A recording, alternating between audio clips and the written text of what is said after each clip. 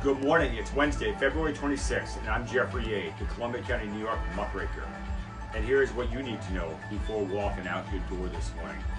We need to start out, but we need to acknowledge Superintendent Sue Sacco Brown in her very professional way of handling yesterday's bus roller accident with the apparent new and improved policies in place in the Germantown Central School District. What a big change just from a couple years ago. For anyone who does not know, Sue Brown grew up in the busing industry as her family was the original partners with Poulters before they split up. And it was known then as Sacco and Poulters. You know, but like with all accidents, we still have to question some certain things. And we still have some questions regarding not only the Germantown Central School District, but for Taconic Hill School District and the Hudson City School District involving bus safety. And I need to be very clear, I am not implying any wrongdoing on the part of that bus driver yesterday. But yesterday, we posted New York State Department of Transportation bus inspection reports for 3 carriers of children in Columbia County school districts who contract their bus services, and those findings are interesting. New York State DOT school bus inspection records show for 3 major carriers of children in Germantown Central School District and the Hudson City School District. The larger major carrier for Columbia County is Johnston Transportation out in Philmont, and he had 0 buses taken out of service by New York State DOT. While the 2 smaller carriers, Poulters Transportation out in Claverack and Pat Zanchelli out in Germantown, had difficulties passing bus inspections, with a high percentage rate of buses taken out of service by New York State Department of Transportation over the last several years, according to New York State records. Those records are also posted on our Facebook page for the last several years. You can go back and look. But there's another thing we need to talk about. And another new law was enacted regarding school bus drivers. And if you read the USA Today newspaper article about a month ago, you will see that bus drivers being under the influence of alcohol or drugs is a nationwide problem as of late. Well, New York State has changed its laws, and New York State has strengthened its laws requiring school bus drivers to submit to random drug and alcohol screening. Under the new legislation, school bus drivers may not drink or use any other substance that could cause impairment 8 hours before their shift is up, and that is up from the old law of 6 hours. The law also requires motor carriers to conduct pre-employment and random drug and alcohol testing on all school bus drivers. And we have a question. Our question is to the school districts. Who is monitoring the required testing for the school districts? And if the transportation companies themselves are in fact the ones monitoring and doing the required testing, who within the administration of the school districts are monitoring those contractors for compliance? Specifically, the blood alcohol random testing of school bus drivers for Chatham, Hudson, and Taconic Hills Central School District. So that's our question. That we're gonna, we think that Sue Brown did a great job yesterday and all the first responders. It could have been a much more serious incident if they didn't respond and they kept everybody calm.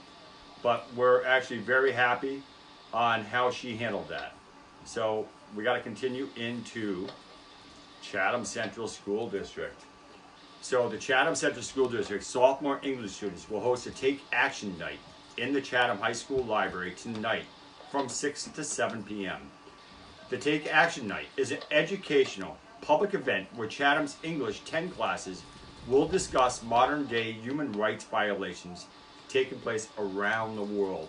And there will be various topics spanning from all political and religious conflicts, those related to gender and race. The students have taken the time to research, explore, and take action on their topics in the form of posters, infographics, and paintings, and will present their work at this event tonight. This is your opportunity to discover something new about the world that may inspire you to take action yourself. So go to Take Action tonight. It's tonight over at the Chatham High School over in Chatham, New York. The information is on their webpage. So moving right along today, we got to talk about this. So a local gun shop was burglarized recently. Zero Tolerance manufacturer out in Ghent used to be the old skate place out on 66 by the 9866 corridor. Um, the store was closed on February 18th to conduct inventory according to its Facebook page. But this is what we find very interesting. Apparently the case is being investigated by the Columbia County Sheriff's Office, and no further information is available and no one is talking about it. And Columbia County residents deserve to be updated and informed of what is going on over there, as stolen guns pose a significant risk to community safety, whether stolen from a gun store or an individual gun owner's collection. These guns are often head straight into a legal underground market where they are sold, traded, and used to facilitate violent crimes. So what we're asking is, some sort of update from the Columbia County Sheriff's Office, some sort of statement. All right, so we're going to move right into Gossips of Rivertown. We got to talk about Carol Austin from the Gossips of Rivertown here for a moment. We all know the project, the Galvan project that he's proposed to build on State Street in Hudson, New York. Well, it appears Carol Austin from the Gossips of Rivertown is not happy. But then again, when is Carol ever happy when it comes to a new project within the city of Hudson? Look how bad she beat up the Stewarts on Green Street when they were in the design stages, and still to this day over the landscaping not being complete at their new store. Well, Carol has turned her eyes and her supporters on the attack of Galvan once again. The newest attack is on his affordable housing project for State Street, and believe me, it's just starting, folks. Carol will most likely be dumpster diving to dig up the dirt on this newest Galvan's project, and we'll all be reading about it. Us here at Start Your Day with Day, we don't know any other developer who has invested so much money into the city of Hudson as Galvan, with emphasis on affordable housing and providing beautiful retail tenant space all throughout the city of Hudson, including the Armory, which houses the Hudson Library.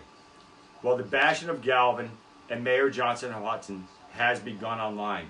And here are some of those comments that we pulled off the Gossips of Rivertown. And this is from anonymous source BB.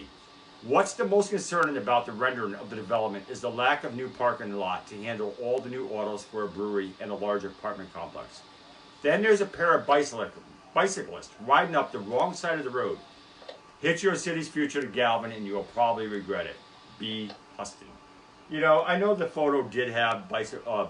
It's an illustration. And if you read the Galvan article, you will actually see that he is now going to be renting space from the Hudson City Sentry, where the Key Bank is, and the Register Star is, for the project and the brewery.